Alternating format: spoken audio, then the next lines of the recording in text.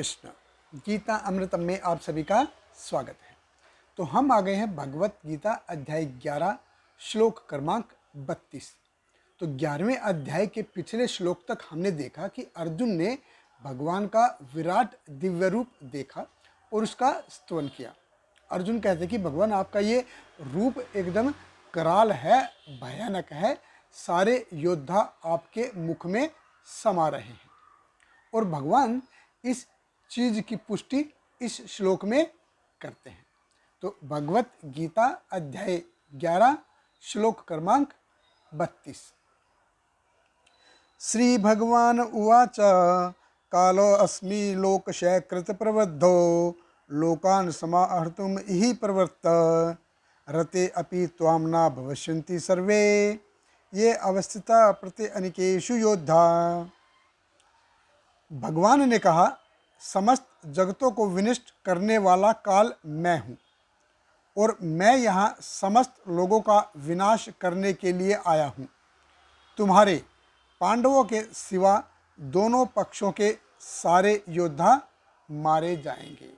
देखिए, भगवान कृष्ण कहते कि तुम 5 पांडवों को छोड़ करके बाकी सारे योद्धा समाप्त हो जाएंगे। ये भगवान भविष्यवाणी कर रहे हैं। भगवान कह रहे हैं कालो अस्मि लोकशयकृत प्रवद्धो। तो ये बहुत ही महान, वेरी वेरी ग्रेट है काल, जो सब चीज़ों का क्षय करने में लगा हुआ है। अब काल का एक ही कार्य है। क्या कार्य है? जो भी है उसको समाप्त करो, फिनिश एवरीथिंग। तो इस समय का यही काम है। अच्छा भी जाएगा, बुरा भी जाएगा, अच्छी चीज़ भी जाएगी, बुरी चीज़ भी जाएगी, नई अच्छाई आएगी, नई बुराई आएगी, फिर वो भी जाएगी, फिर से नई अच्छाई आएगी, नई बुराई आएगी। इस प्रकार से ये भौतिक जगत है, ये द्वंद्वों से गुजरता रहता है। लोक क्षयकृत प्रवद्धो। तो लोकान समाहर्तुम ही प्रवृत्त, कि लोक, पूरे लोकों को, सभी लोगों को समेटने में लगा हुआ है, अपने अंदर समाने में लगा हुआ, अपने अंदर खाने में इसको लगा हुआ। प्रवृत्त मतलब इसमें पूरा का पूरा एंगेज है। समय काल सिर्फ इसी कार्य में लगा हुआ है। रते अपि त्वाम न भविष्यन्ति सर्वे, कि आपको छोड़ करके बाकी और कोई नहीं रहेगा। तो भगवान देखिए भविष्यवाणी कर रहे हैं कि आपको छोड़ के और कोई रहने वाला नहीं है। ये सच है, लेकिन साथ के साथ वो अर्जुन को कार्य करने के लिए भी कहते, प्रयास करने के लिए भी कहते। तो ये चीज़ बहुत महत्वपूर्ण है समझने के लिए, इस कंसेप्ट को समझने के लिए कि ये भौतिक जगत असल में कार्य कैसे करता है।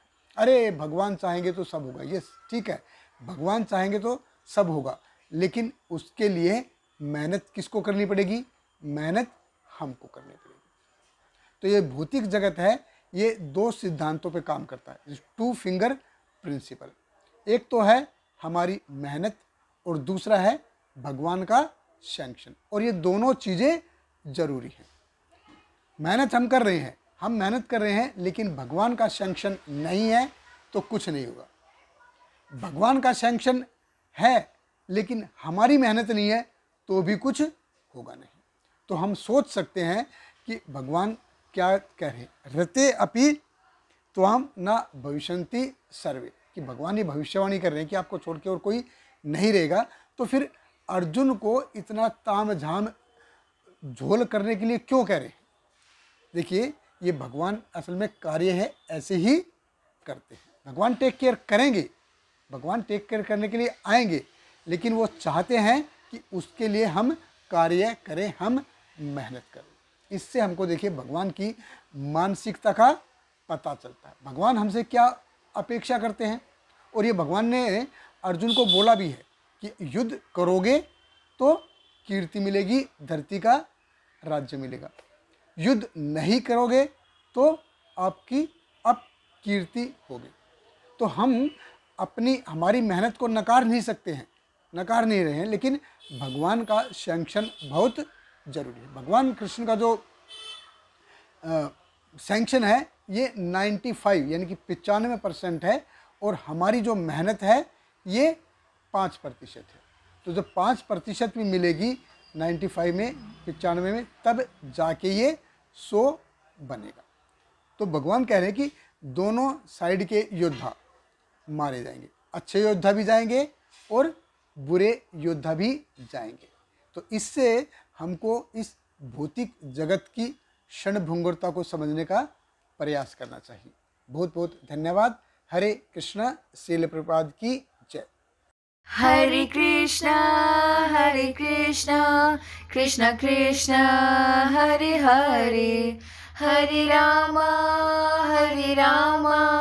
राम राम हरे हरे।